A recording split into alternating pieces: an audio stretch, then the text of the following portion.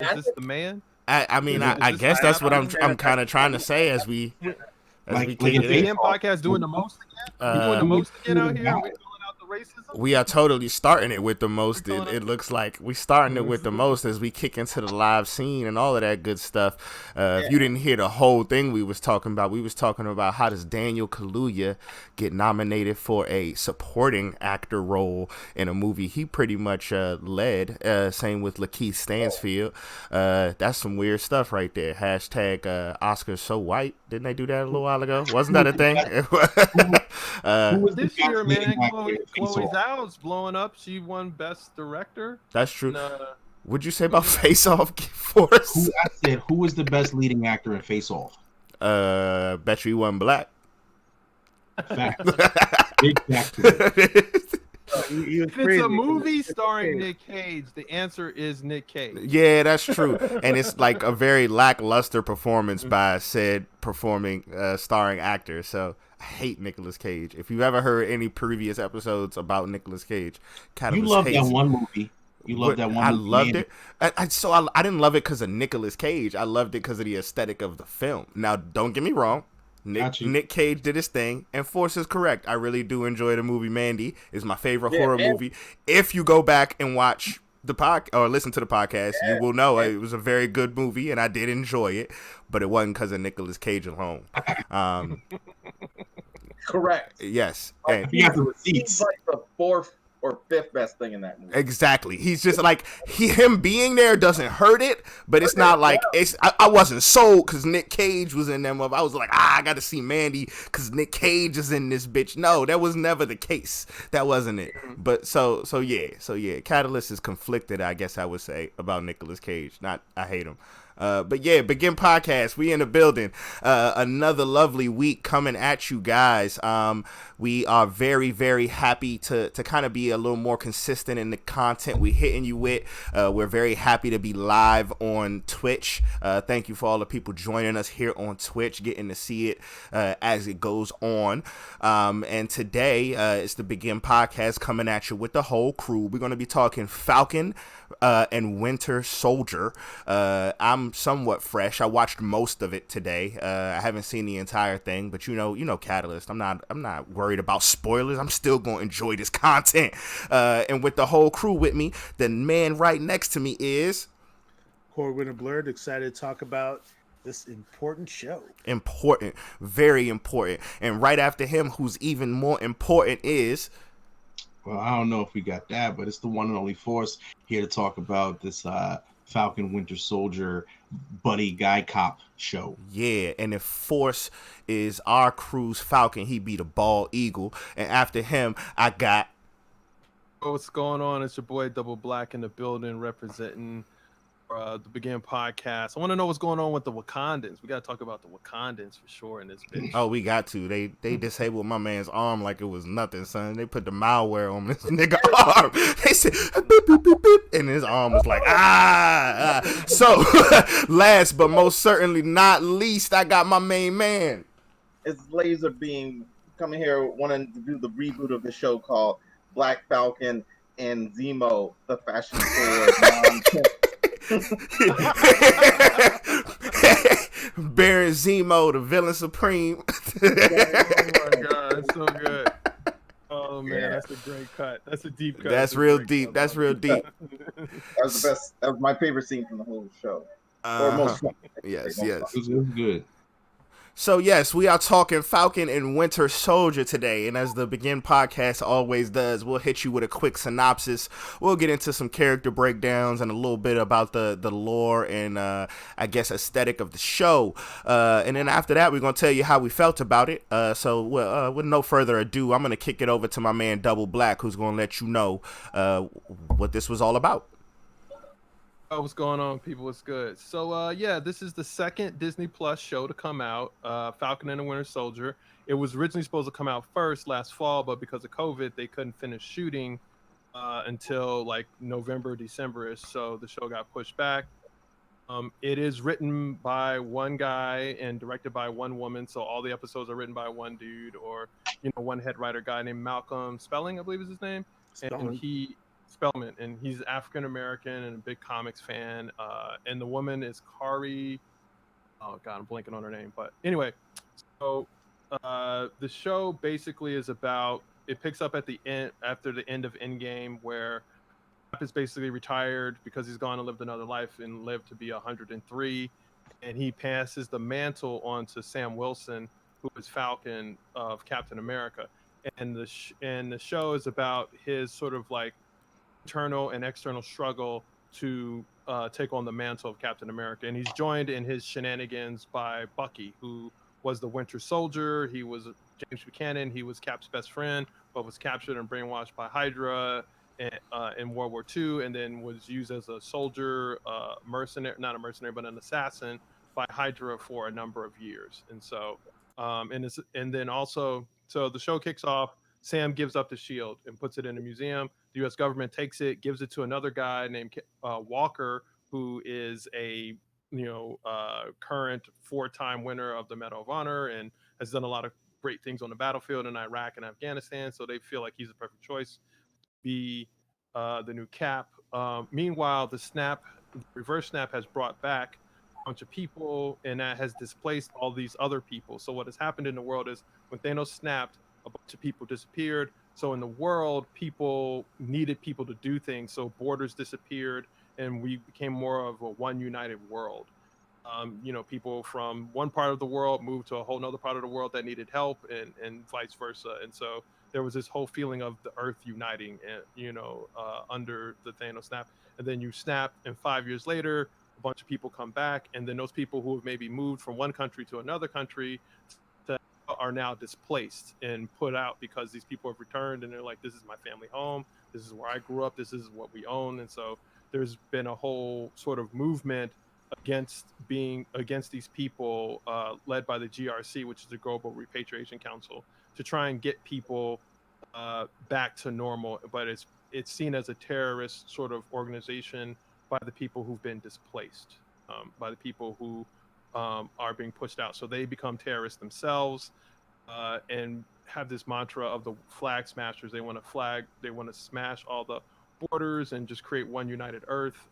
And they're led by this woman named Carly, who stole a super soldier serum from this person named the Power Broker in Madripoor, which is a fantastical but very real destination in the MCU where bad guys hang out, and it's like a pirate cove from the old days where lawlessness still kind of rides.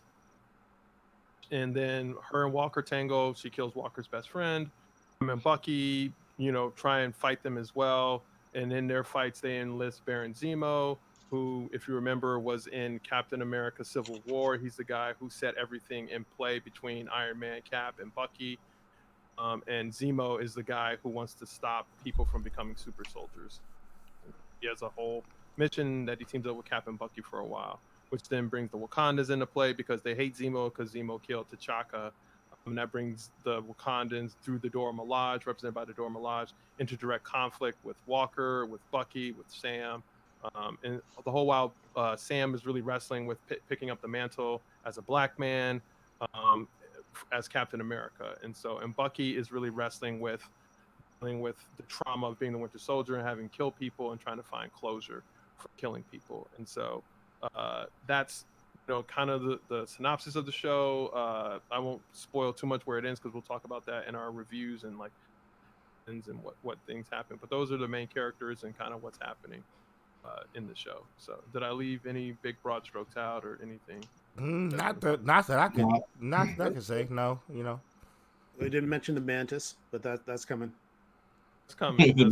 The mantis. That's a deep cut. Yeah, that's a deep cut. So it's a deep cut. You got to stick around. Just can't listen to the beginning of the episode. You got to listen to the whole episode. I can't give it all the way. Can't give it all the way up front, man. You got to tease it out. So I guess we can kind of kick it into gear and kind of give it the B.E.G.I.N podcast breakdown. And I guess the man to start the whole conversation would be Core Winder. What you got, man? All right, I want to talk about the comics, some of the comics that are the inspiration for the show. A lot of the best Marvel content in the MCU, or a lot of the best content from the MCU, is drawn from runs of the comic books. and or at least in the shows. Armor Wars is one, and WandaVision was another. Uh, and this one is drawing inspiration from a number of sources. One is the Captain America comics from the mid 80s, where basically Captain America is in the storyline. Captain America steps down because the, um, the the the government wants him to report directly to them. So he steps down, and the government hires basically um, this character who is called the Super Patriot before, and that was John Walker. It's very Did he 80s. have a MAGA hat? Oh no, this is 1986, man. This is Oh, very they late didn't 80s. have they didn't have a MAGA hat yet. He had one. He just didn't know it. Donald Trump was a Well, Democrat. and wait, before you get into the Nice. Super Patriot, remember that the Super Patriot in the comics was given powers by The Power Broker. Power The Broker. power broker. That sounds like he Yeah. gives loans. So basically, in the comics, there's an unlimited there's a basically super powered wrestlers who get these abilities, and so Walker gets these powers, and he gets a little imbalanced, and the in the run of Captain America was a little, I don't want to say it was controversial at the time, but a lot of people it was overtly political. So the people who are kind of, you know, riffing about, or kind of complaining about the politics of the show, um, the material is inherently political because Walker, um, like he goes on a peacekeeping mission, quote unquote, to Central America, and is like beating up dudes in detention centers. Or he's not beating up, he's like I was gonna say he whooping ass for peace. in detention centers. And eventually, he's like he realizes that the Captain America costume is supposed to inspire people, and he kind of goes through an arc in the comics that doesn't mirror directly the show, but it's a similar arc. So you can tell that the writer drew a lot from Walker's arc is drawn heavily from these comics. And also in that run, uh, Captain America gives up the shield, and Yes, so they have to decide who gets it. right. And there are two people who they're thinking of, and I think one was like Nick Fury, and the other was Falcon. And they decide not to go with Nick Fury because he's too old. And in the comics, everybody, Nick Fury's white. Spoiler alert. He's not the black Nick Fury. Free ultimate. Uh, so There's yeah, six so they six decide between universe. in the regular Marvels. It was David Hasselhoff, Nick Fury. Yeah, yeah, It's a deep cut. deep dive. But they have to decide between Nick Fury and Falcon, and they decide not to go with Nick Fury because he's too old, and they don't think like Nick Fury is gonna like want to stop being a director of Shield or whatever. And then Falcon, they don't think America's ready for Falcon, which directly ties into this. Yeah. They specifically say they have. I remember the panel because they draw like the one black dude on the panel was like, nope, America's not ready for a black dude. Nope, not doing it. Yeah. And so they give it to John Walker. Right, and so he eventually gives up the Captain America identity. Oh, another important thing is that Lamar Hoskins is his partner, who also and in the comics they're both super soldiers, and they originally wanted him to be Bucky, and then he's like, "You want to call Black Man Buck? No, not doing it." So he takes on the name Battlestar. So that's so Captain America and Battlestar have their run for a couple of years. I think they go for a good maybe a year. Maybe close to a year. They let it simmer for a bit. Yeah. His scene was one of the best in the show, about it, like for real.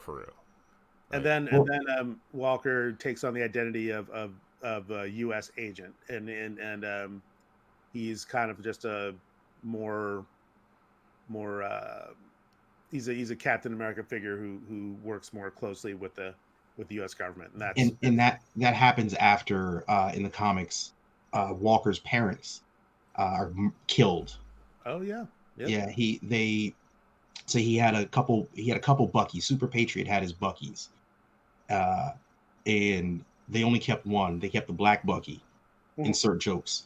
Uh, and then they had two other Buckies, and they became left winger and right winger, and they outed him as a superhero. And some people wanted to attack Captain America, and they killed his parents. And then in retaliation, he went and killed um, the people, the watchdogs, I think. Yeah. Ah. Yeah, and that again, that material is taken very closely from the comics. Oh yeah. Yeah, I mean and you know, like he basically Walker becomes enraged and murders these people. And so again, there's a lot of beats from these comics that are imported directly into the show. Another set of comics that that are heavily drawn on for the show is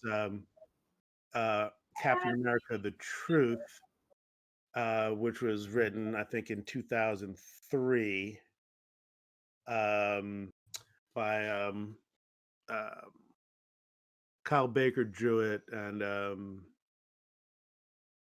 think I don't remember who wrote it, but it was The Truth, Red, White, and Black. And the idea is that in those comics that before the super soldier serum was given to Steve Rogers, they experiment with a bunch of different versions of the serum on on black GIs, and most of those GIs die, and the ones that survive will be, there are like six of them, and they go on kind of secret missions behind enemy lines. So they're kind of like a secret super soldier force, while Captain America is doing the upfront stuff, doing the public stuff. And the serum is unstable, and basically all the test subjects die except for one, Isaiah Bradley, and he basically goes on one last mission. He defies orders and goes on a mission to save a unit or something, and then he's thrown into the brig and kind of he gets brain damage, and he's kind of written out of history, and they forget about him. And um, then in the comic, basically Captain America finds out about this. Steve Rogers finds out about it, and he's like, "What the fuck?" And he goes to find out the truth, and that's how that story unfolds. And in they draw a fair amount of inspiration for they for the show from that comic as well. A number of characters from that comic show up. One interesting thing, one aspect that they are not going to use is that, and yeah, they had and this was controversial at the time. Basically, Isaiah Bradley's son becomes like this super soldier mercenary dude who becomes basically a Black Panther. Like he becomes he doesn't become a Panther, he becomes a Muslim. So he calls himself just Josiah X, and he's like, like a Nation of Islam superhero, super soldier. And they they ran that for a little while, and that was kind of conveniently Ministry of Information out because people lost their fucking minds about it, basically. But that's an interesting aspect that they're not going to use. But then later on, I think in 2011, the Young Avengers brings in Eli Bradley, who is Isaiah's grandson, Yeah. and that character is ported in for the show. So those are some of the comic books that are drawn from, as well as a later run of Captain America um, that we'll talk about in a minute. That well, after that, like I think that we should definitely talk about the fact that in the history of Marvel Comics, um, Bucky also held the shield, and that came out of an Ed Brubaker run, which actually introduced the Winter Soldier. I think we've talked about it before. Yes. Ed Brubaker went and retconned, which if anyone's listening, like it's you take some history and kind of smash some other things around to make it work. But they showed that Bucky lived and became the Winter Soldier. That happens. There's a civil war, all these things, and Captain America gets killed, gets shot by Crossbones, I believe, and Bucky picks up the mantle of Captain America. And I think for this show, at least part of the lore is Bucky's tied to the shield and was leaning heavily on the fact that it means a lot to him. And during that run, he has a relationship with like Black Widow. All these things happen. It really helps him grow as a character. But after Bucky gives up the shield to Steve Rogers again, because he some time shenanigans, and then Falcon ends up getting the shield after Captain America gets de-aged. Yeah, re-aged. Or re-aged, I guess. Yeah, he's old. And in that, that's when Falcon takes over the shield, very much like in the MCU at the end of Endgame. And during that run, Falcon deals with a lot of the things that we talk about, or they talk about in the show, of is America ready for a Black Captain America? In this series, which I haven't read the whole thing, but during that time, he tries to balance being a street level superhero with bearing the weight of the immense legacy of Captain America. And throughout it, like they introduce a bunch of characters like Torres, who's in the show, who takes upon the mantle of Falcon because he gives up, that name, that moniker. In there, he also interacts with Rage, who's kind of one of my favorite obscure Black heroes. I don't know if you guys know Rage. He was in New Warriors. He was like a 13-year-old boy who tried to join the Avengers. He got mutated, got superpowered. That's kind of like the whole idea of a giant like a 13-year-old Black kid in a giant man's body just speaks so much to the mindset of the Black children being thought of as adults in terms of punishment and just treatment by society. The fact that his name is Rage. And Rage. Again, I had to bring it up. It's the B.E.G.I.N podcast. You got to do these things. Cuts. And in fact, like in that run where Falcon is Captain America, I believe that something happens and Rage goes to jail, and Falcon, like Rage believes in the system, and it screws him. He gets beat up in jail.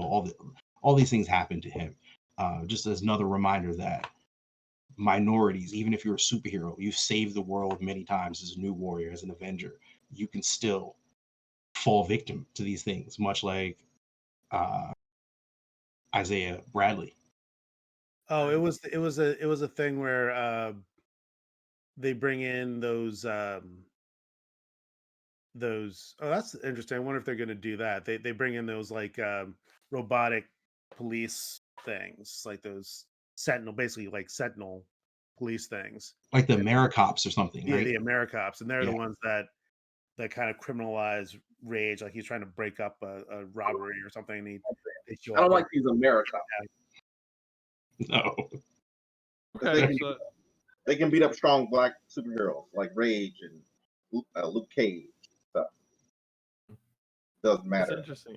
Those are some deep cuts. I didn't know that. Yeah, the AmeriCops. What about like Patriot, like Isaiah Bradley's son becoming Patriot and that kind of. But I didn't know about all this stuff. This is grandson, yeah. Well, and there is discussion that Patriot, there's going to be a Young Avengers show because they have introduced some of the potential members in WandaVision. They have. Well, they're doing a Kate Bishop Hawkeye show they Just rap. introduced Stature already in Ant-Man, and Speed and Wiccan are introduced. So that's pretty And now much, you have Patriot.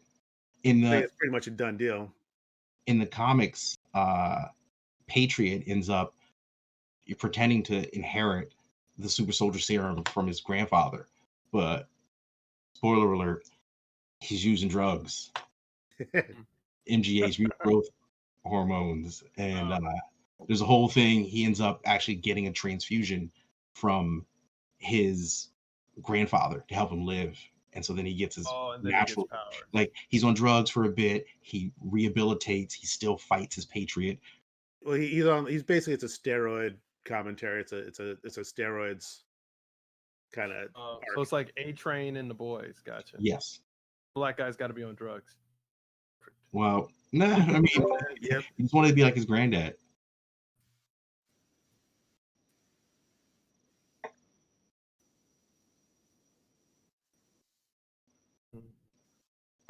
Yeah. But I think Actual that's sports is actually more white guys doing it because,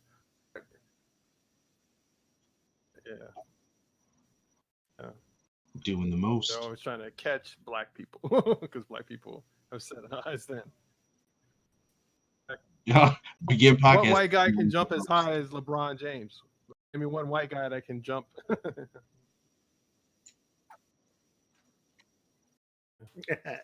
So anyway, is that all we got on the comics? I think that sums it up. We've done some deep dives. There's, I always like to be amazed at the fact that they do such a great job of pulling from the source material at Marvel. So yeah, it's the source of the power.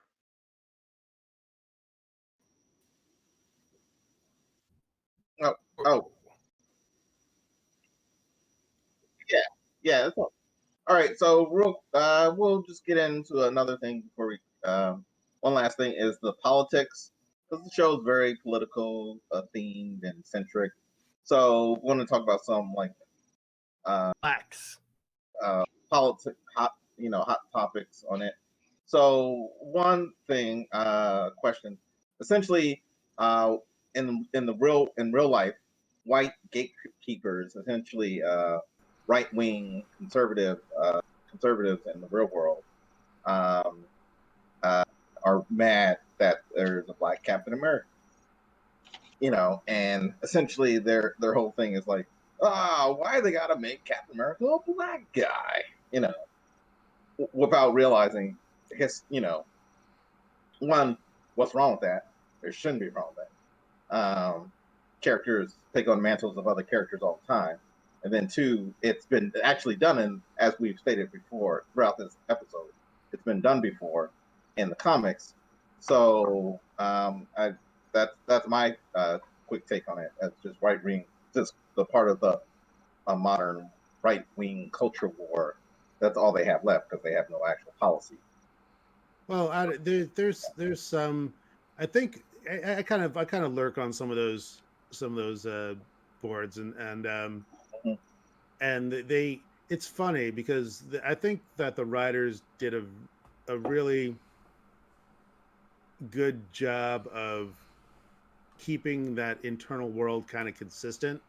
Like all the characters in that world are doing what they're doing, what the circumstances in that world compel them to do. It's not, and the any real world analogs that you draw are kind of incidental, which is kind of brilliant in my thought. Because as you were saying before, the flag smashers, who are one worlders, who would be considered lefty, right? Radical politics. Yep. They're coming from a place of we created this world during the blip, and now all these old structures and power structures fell away, and now they're trying to put it back. And then the U.S. agent, or I'm sorry, the John Walker Captain America is representing the old power structure trying to reassert itself. But the old power structure is like all the people who came back who's like, why, why are these people living in my house?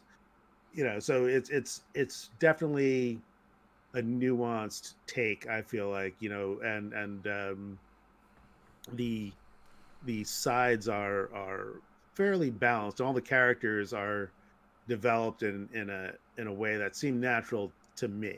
I mean, Walker goes on his journey, and comes out and comes out, a different kind of hero than Sam and his journey.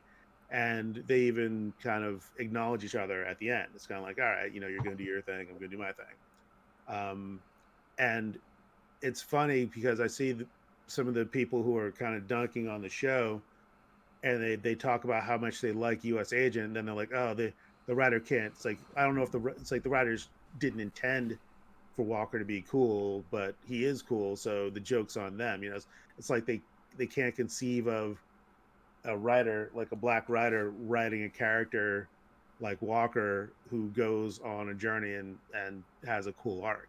It's like it's kind of breaks the brains a little bit, which was entertaining to me. Yeah. So that's, the and again, you can draw what you like from it. But Sam's speech is, meant for, it could be an analog for, what we want, what we would like America to be, like, Oh, 100%. Yeah. let's unify. But at the same time, it's grounded in what's going on in that world. He's so the character is talking to the characters in that world, and it kind of can echo into our world. And I think that's what the Yeah. best kind of speculative fiction does. Yeah. 100%. I agree with that take. Exactly. Yeah, that was like a little bit of the thing of like the flag smashers represent one united world, and they got there because of a easy, quick way. Well, quick. I wouldn't say easy because a lot of people died. Of Thanos doing the snap, and the GRC, the Global Repatriation Council, is the old guard, the old conservative guard, reestablishing borders and stuff. So, so yeah, it's an allegory for conservative powers, status quo powers that be, resisting the change that the young, radical, fast radical people want for united, better Earth, essentially. You know, so it's And Sam also makes a good point. It's like, what, if somebody is if people get mad enough to start blowing things up, maybe you should find out what they're mad about. Yep. And I tell this to my conservative friends too, man. Like, if you're afraid of communism, then you got to make a system that makes people not desperate enough to be communists. Right.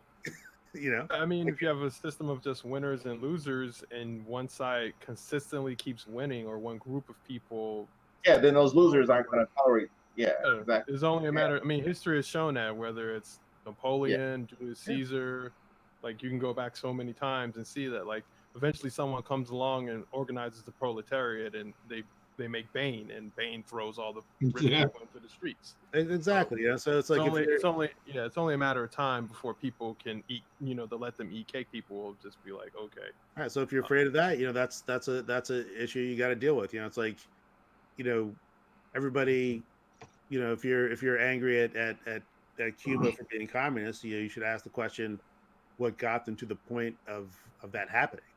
Well, and also, I mean, in my reading of like history and like what the show does really well on one level is that like example, like if you take an analog of Batman, in my opinion, like Batman represents the status quo, opposed to Bane, who's about radical change. Now Bane's a terrorist and he's doing all these like he's going to blow up the city, but he's really trying to on one level he's trying to equalize Gotham. There's all these super rich people, there's 1%, and then everyone else. And Batman, as a billionaire, is representing the 1%.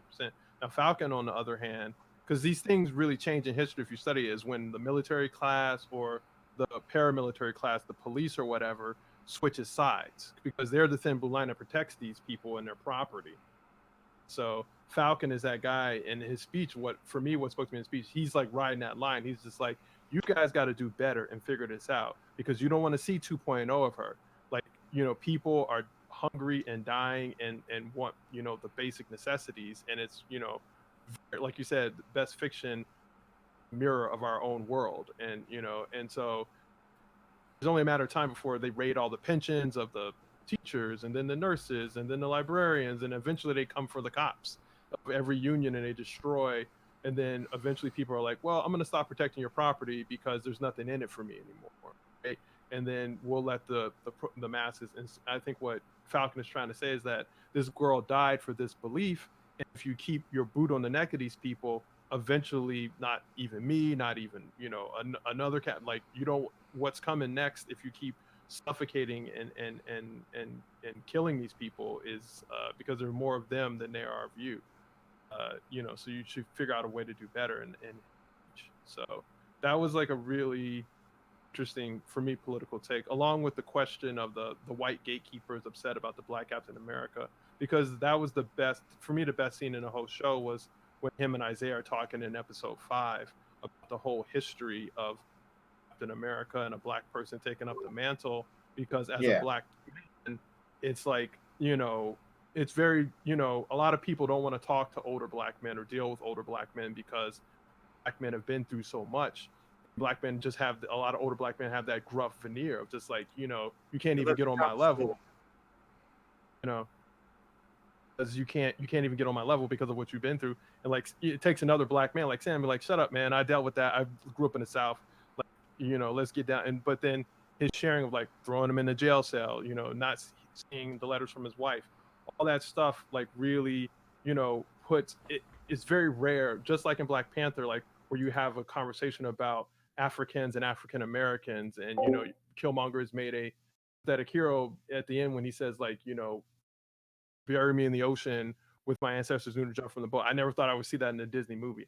I never thought I would see two black men from two different generations having this conversation about, like, that it's like, for one generation who tried to fight and die and be for this country and be completely discarded, and use another black man from another generation who's trying to like fight the same fight and like keep the same values, and all the inter complexities of that. And it was shown so well in that scene. And then later by what Sam does in the last episode by getting the statue and like making sure history remembers him and like that he's not forgotten and stuff like that.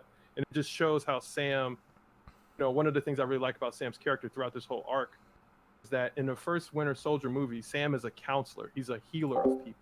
They really lost that because Sam just becomes like Captain's buddy in Civil War and in Infinity War and Endgame.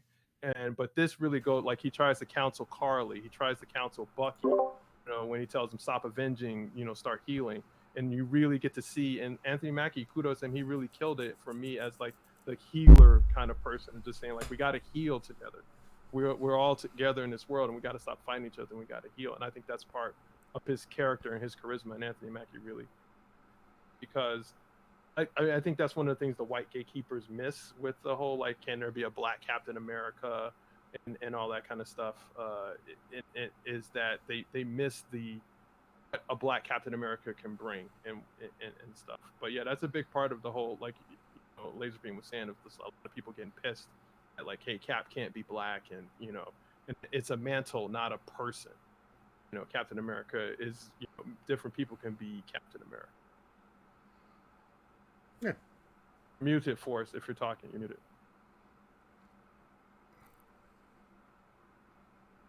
I was going to bring it up later, but since we're talking about it, I really enjoyed that too, how they showed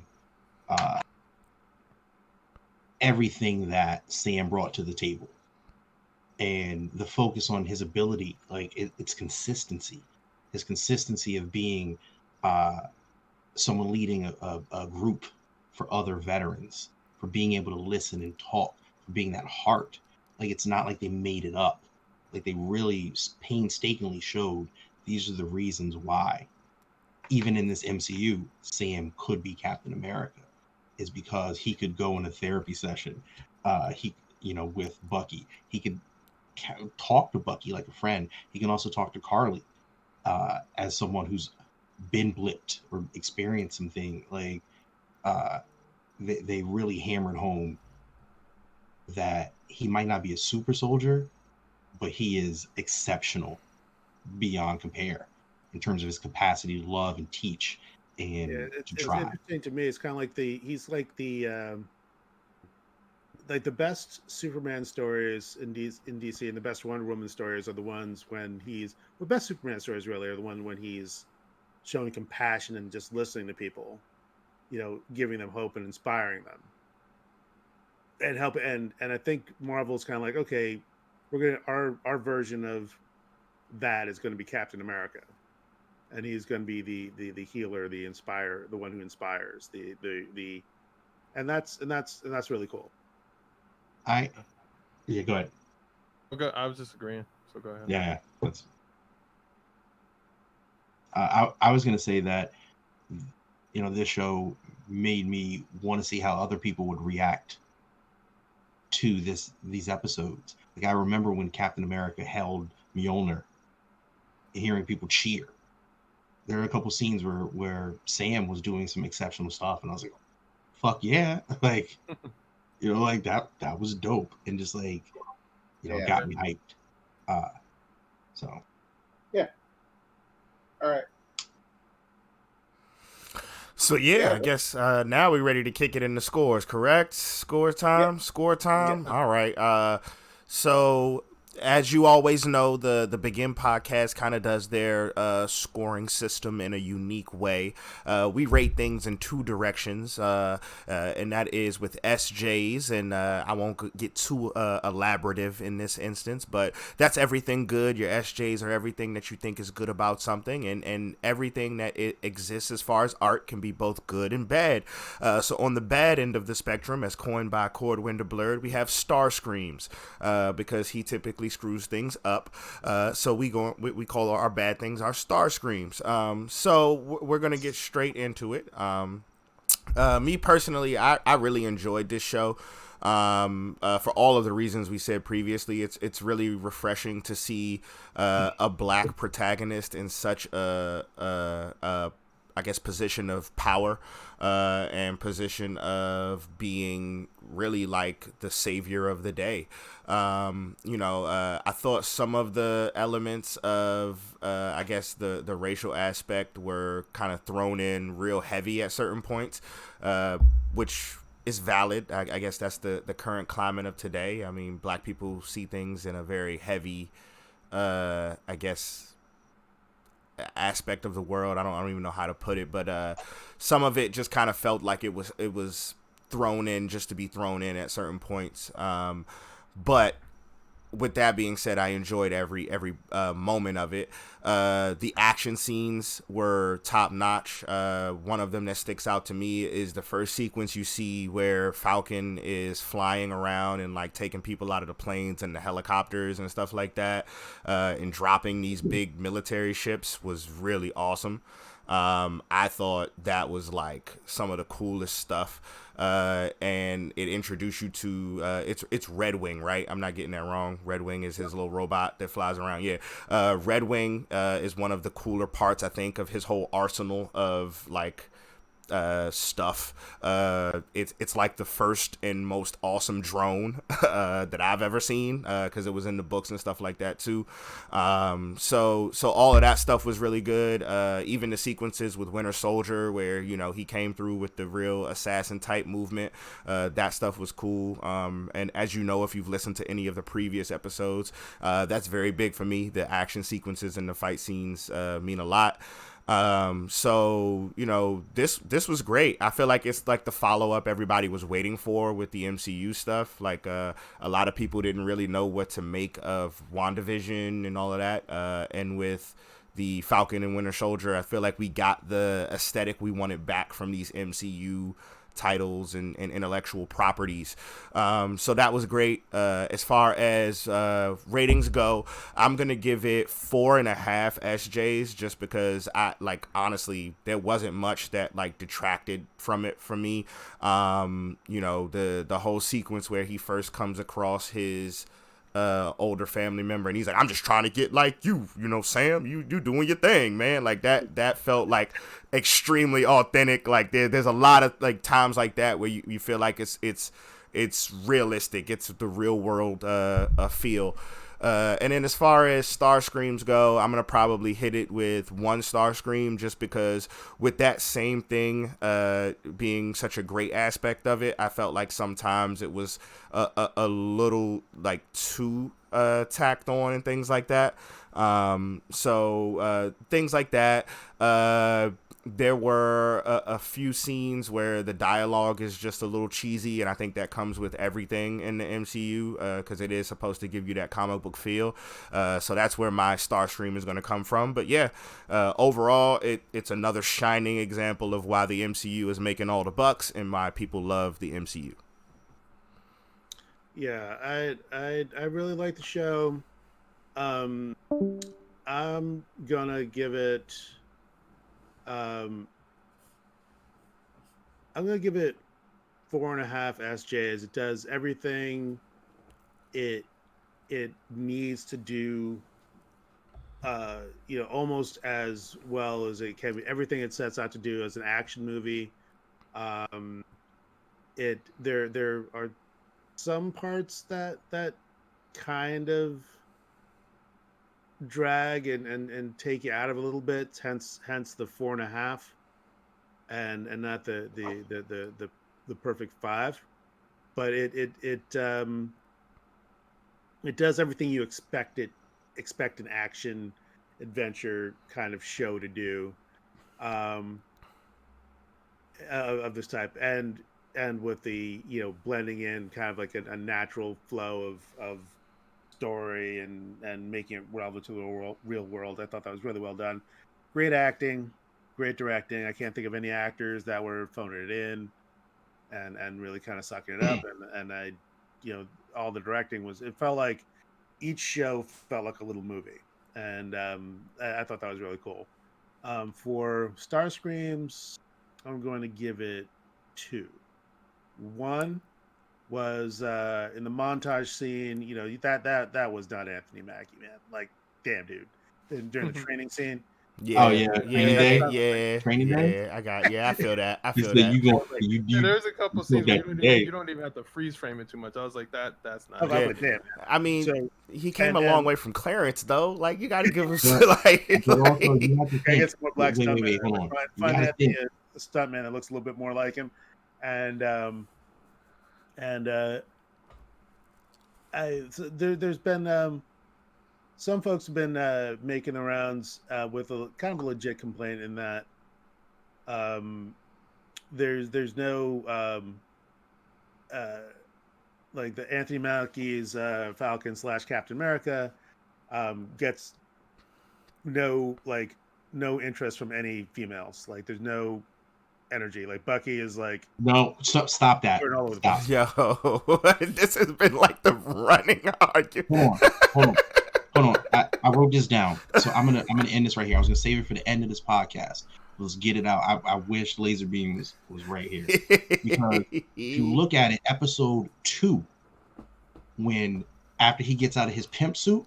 He was in the pimp suit, the African pimp suit. And what does Sharon Carter say? That's much better, with the most flirtatiousness. Yeah, she does. She was trying to get the African pimp suit. Seriously. And even at the end, when he has the Captain America suit on, she's flirting with him. So you can't say it. Like, there is flirtation. There's a scene, literally, where he's chest bare. And she's like, that's much better. That's what she said. She said Clarence's parents got a real good marriage. That's what she said. So you can't keep talking that. I got something to say about that, but I'm going to save it for when I'm doing my thing. So I'm not going to interrupt. I'm going to let Core Winter keep going. Starscream in brackets, then. One Starscream. I'll have to go back and rewatch it. One Starscream and one potential Starscream. No, you said 2 Starscreams before. No, it's 2. It's 2. Now okay. 1 is a potential. Okay, all right, I get it now. All right, I dig it. All right, so what's good for us? How you feel? So listen. First off, I gotta say that I've been impressed by both of these Disney Plus shows. Marvel is knocking it out the park. I think that both WandaVision and Falcon and the Winter Soldier are stories about the emotional toll of being superheroes. You know, they're really giving you deep psychological dives into these characters, which I was not expecting. I was not expecting WandaVision to be about grief. I was not expecting Falcon and Winter Soldier, which is literally in my head like Tango and Cash or something, to be about like Bucky dealing with the trauma of being turned into the opposite of what he ever wanted to be. I didn't expect it to be about Falcon dealing with inheriting this legacy and what came before it.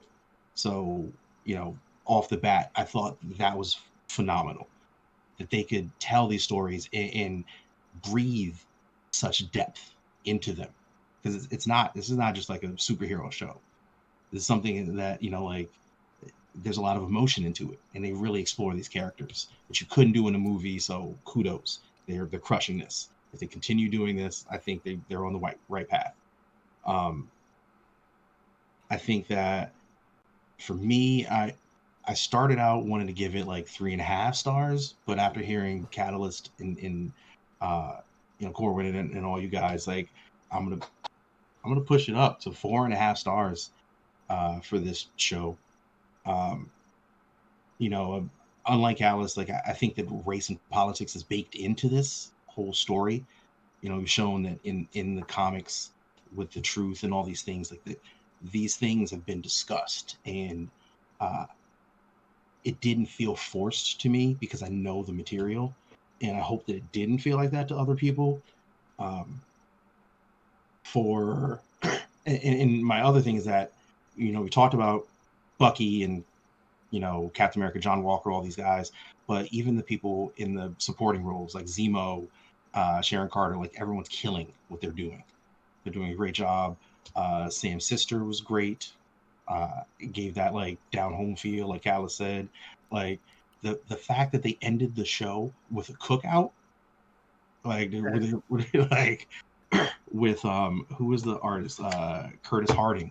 Had to look it up. That last song was this soul singer Curtis Harding, and it felt like it was old school, like Marvin Gaye or something. Yes, like, I also like that they invited white people to the cookout, which is a Yeah. big, which is a big thing. Our favorite white people get invited to the cookout, so you know. At the start of this, I never would have imagined that this show would end with a black cookout.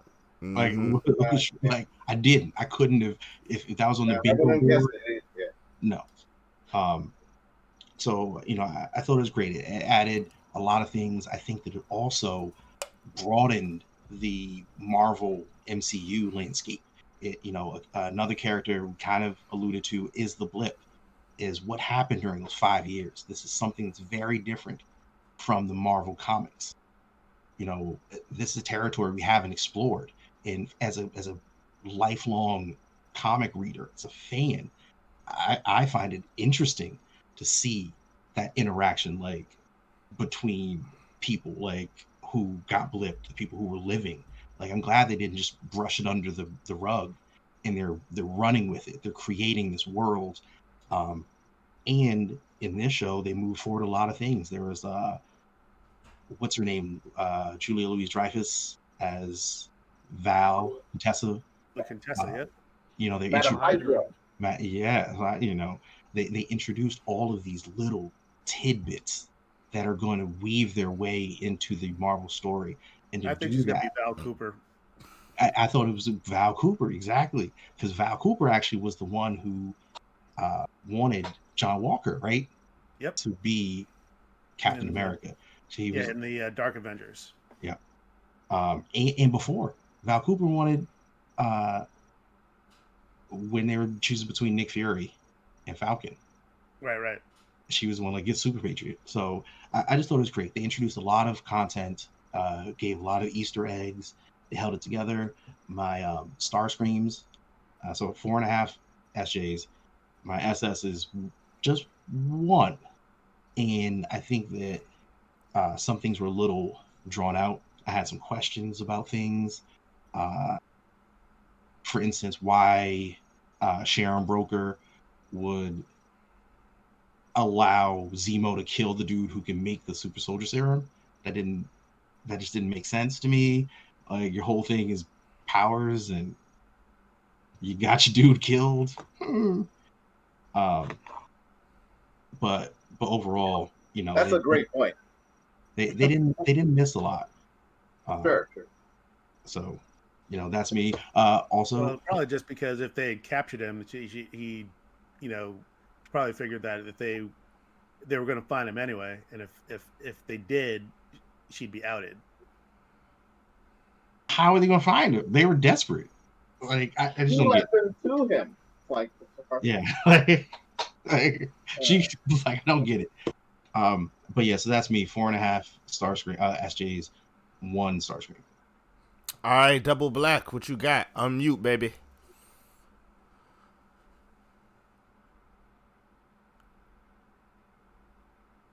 Okay, so I'm going to talk about the things I liked and then the few things I didn't like. So the things I really liked this show were, I thought Zemo was really good. Obviously, Bucky and Sam were great. Of the Wakandans and how they came in and did their thing, the through the door Malaj, that and their sort of whole interaction with Bucky, I thought was great because it's like we haven't seen them, basically since Endgame, and it's like what have they been up to? And so bringing them back through, Io, I believe is the character's name. I thought was really good. I liked Walker. I didn't like him in the beginning, but that's the whole the way his whole character is constructed. You hate him in the beginning, and then you kind of have some sympathy for him over time, even though he does this horrible thing with killing that one dude. And the acting was top notch. The writing was amazing. The directing was really, really well done. I'm liking the fact that Marvel is doing these one director, one writer, like they did the same thing with WandaVision. They're doing the same thing with this, and Loki are all going to be one director, one writer for all the episodes. Really, for me, the cream of the top was the Black Captain America. I thought he was really interesting. I loved Isaiah Bradley and his whole story. And You mean the Mantis?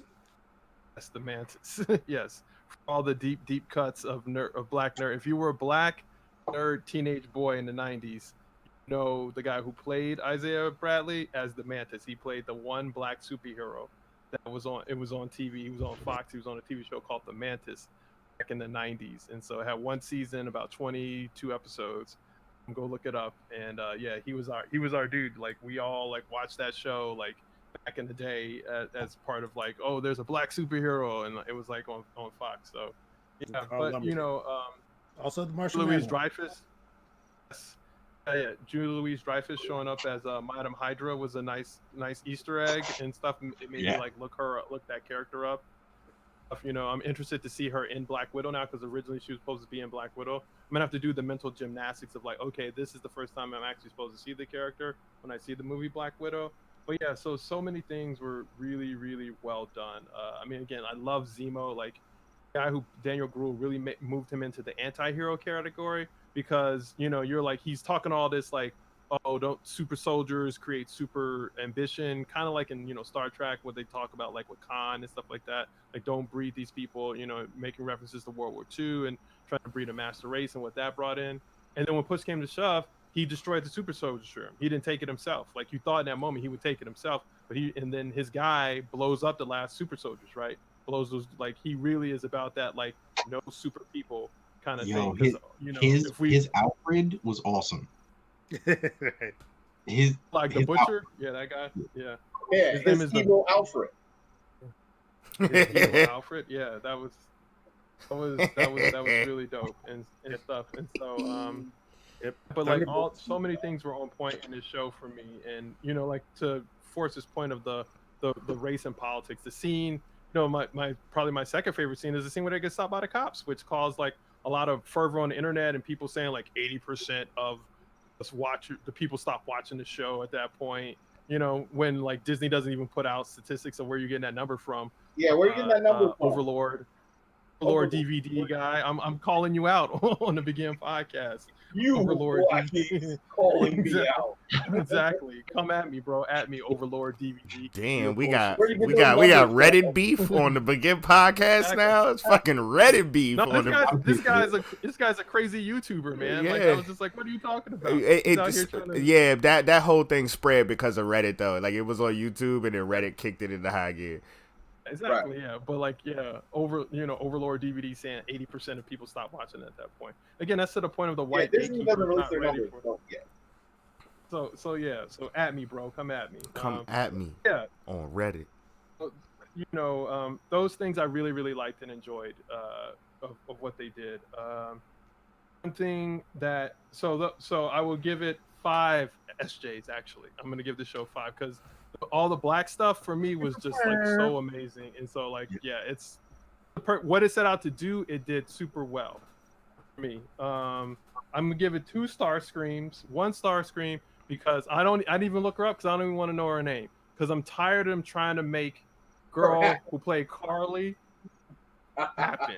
Like she was Enfys Nest, one of the main villains turned anti-heroes in Solo. She's the one who looks like the bounty hunter chick.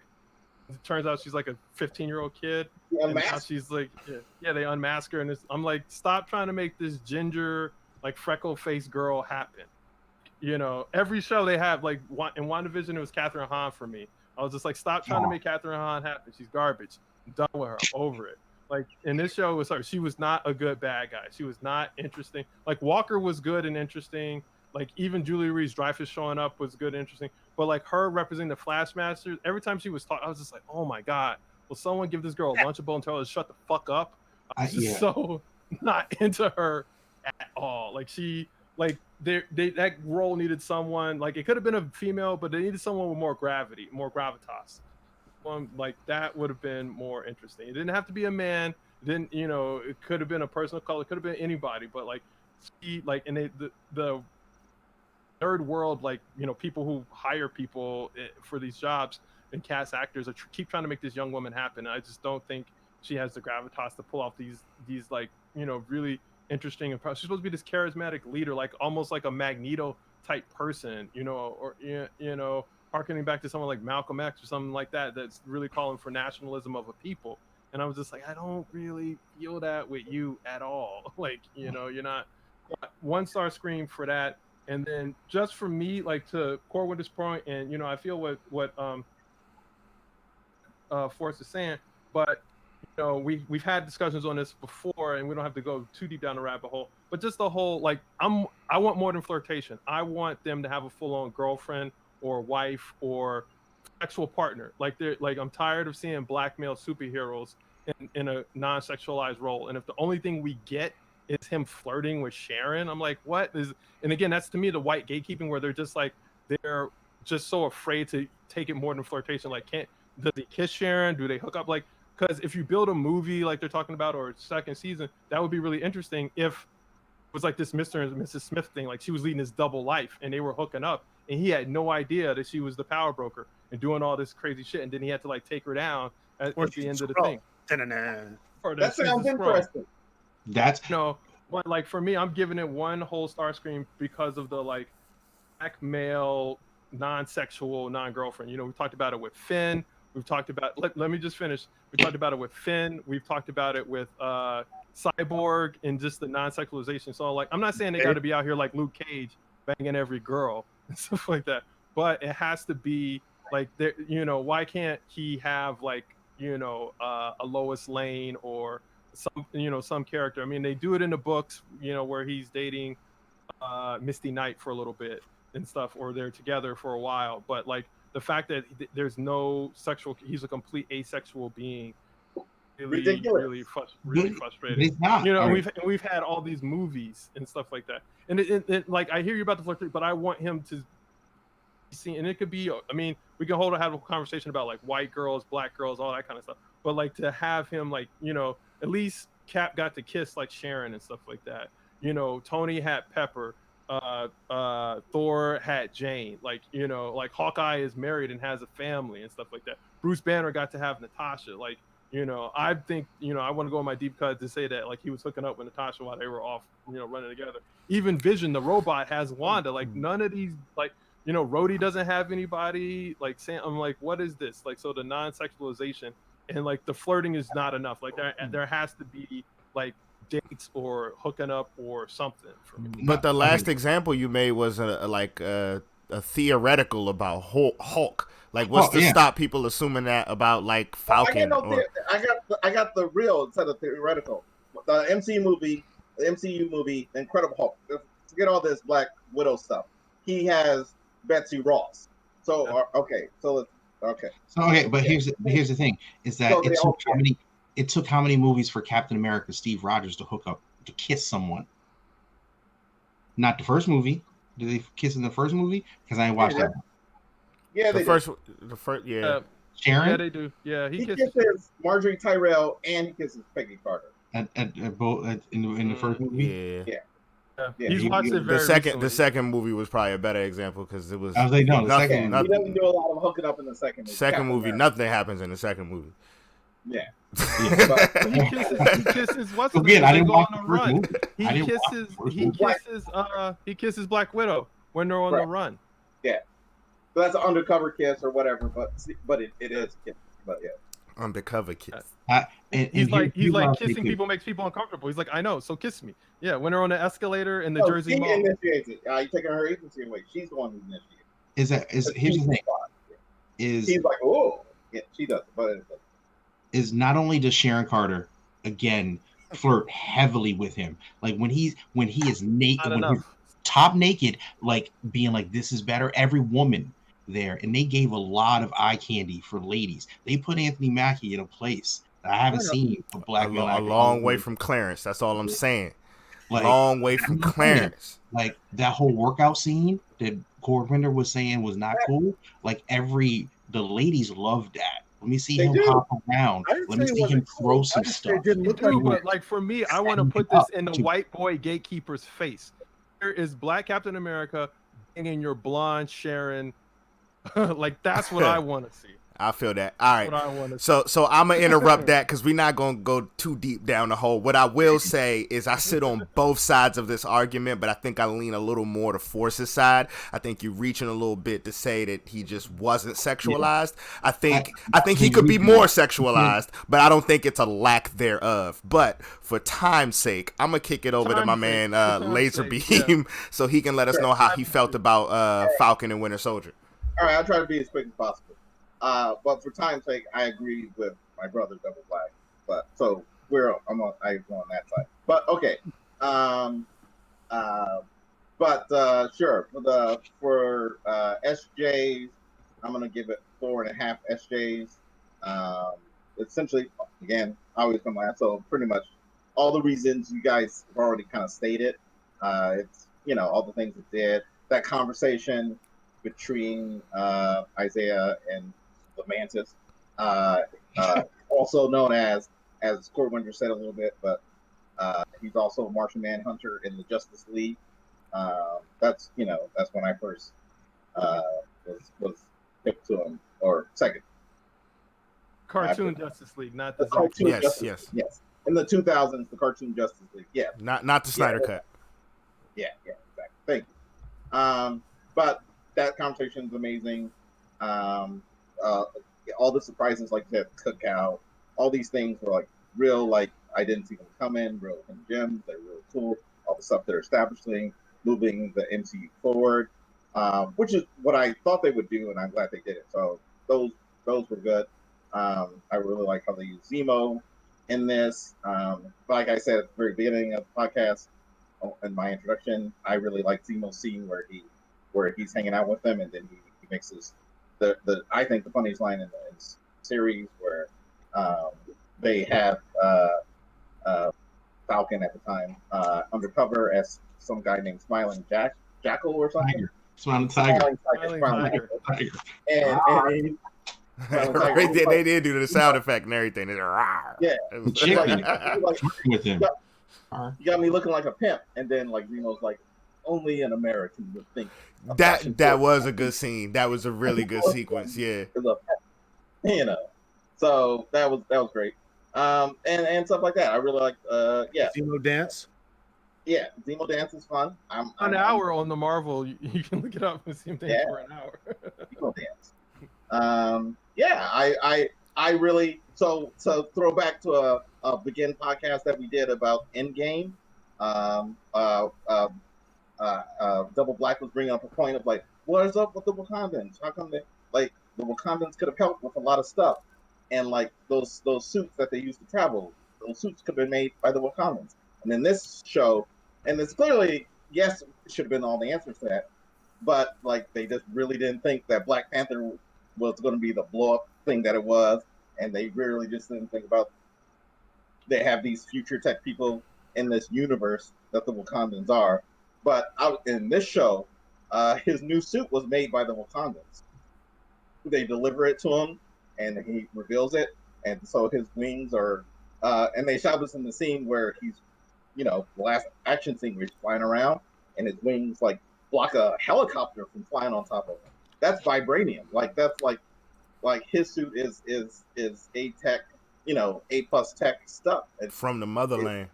Yeah, from the motherland. So it's I think that's really good. So there you go with like when you're like, why some stuff with the Wakandans. So that's the stuff I actually really like that the Wakandans distributed. Not like the Dora Milaje showed up and beat up. They beat him up. Like pop. They're gonna do that. They got Zemo. Yeah, he's gonna jail. But I like them doing stuff, the bigger world stuff, like contributing with their high tech and their vibranium. I thought that was really cool.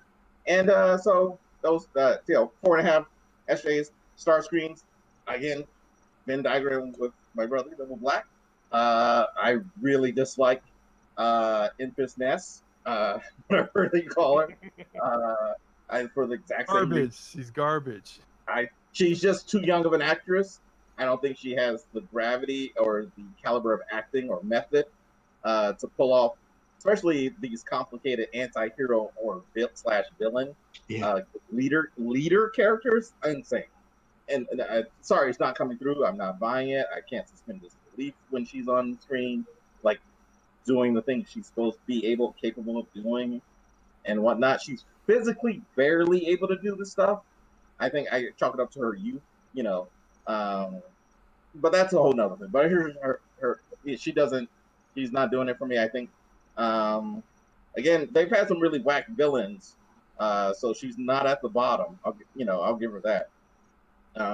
Like the guy from WandaVision. She's no Malekith. Yeah, Malekith is still the worst. And what's my man? What's the joint from the second Ant-Man movie, Ghost or whatever? Like that was a bad villain. Oh, Ghost. Yeah. I Ghost compared to her. It was average. At best. Yellow Jacket was pretty bad. And Yellow Jacket's pretty bad, but I like Yellow Jacket. Not very good. Also, Iron Man 3, not good. Iron Man. What was Iron Man 3? Was Mandarin, right? No. No, I like Mandarin. That was the fake. That was okay. Well, or even the red. The Guy Pearce guy with the. That was not good. Nah, I like them better than all these cats we've said. But anyway, so she was pretty bad, and then also I didn't like. There was some stuff with like the Power Broker. It was like some Force said some stuff didn't fit right. I agree that just like I hear you, Corwinder. Like they could have found that dude with or without her help sooner or later, but then like if you're playing this 5-dimensional chess, I don't think one of the smart moves is like, I'll help you guys get to him. Like this guy, like if she's, I can only play 1-dimensional chess, and I would have been like, I'll help you, and then secretly tell my agents get that guy out of the crates over there, like because I need him to keep making super serum soldier serum, and to show up like, oh, he's not here, we just missed him, like like, oh, I'll keep helping you guys, but that's just me. I think there's like some other manipulation that had to go on with that. I think like maybe during like Loki or something, we'll see what happened there. But... No, because she even says at the end, she says, "Well, get the buyers ready. The super soldier serum's off the market, but exactly. I'm gonna have access to alien tech." Oh, you haven't seen the end of the show, Calvin. At the very end. No, I'm the last. The very. Deal with that. Yeah, it's like one of the last scenes. Yeah. Yeah. That's just that's very light. It's just not all the way planned out, thought through problems. That's fine. And yeah, that's about it. That music was phenomenal. All those musical choices, all that stuff was great. I really thought it was cool. The acting, phenomenal job. The two leads, man. forgot their names. But yeah, Sebastian Stan and Anthony Mackie. Or Anthony Mackie, incredible job. Sebastian Stan did a great job. His pathos of being traumatized, brainwashed. The PTSD stuff. PTSD, yeah. Yeah. And yeah, so great point that, and it all got circled back to Falcon being counselor from his very introduction scene in the MCU. Yep. He's a soldier counselor. And that's essentially still what he does. And I think that's great. I feel him as a leader. He feels right to me. He feels right as Captain America. I'm on board. I'm excited to see him in films as Captain America. It was great. This was a great journey. Even if you missed this whole thing, like if you just saw the end game, then you see him in the next movie, all you saw was Cap getting the shield, and you think he just has the shield, but you missed this whole journey. People should check it out, and because there's a lot to go into it. So I'm gonna give it 4.5 SJs, then just like 2 Starscreams. Cool. I think I'm gonna add an extra Starscream. You guys got me because the brothers black, the laser beam, black. I only put one. I'm gonna have to put an extra one on there, tack it up there. It's like the opposite of Core Winder. For this Flag Smasher chick? Because you got me with she's supposed to be like a Magneto. And if anybody knows me, I hold Magneto in my heart. I got into Amherst College with an essay about Magneto. Like, she represents this one world, one people, and it's just like it's almost like a TikTok, like it's just like something hot for the summer. Yeah, really.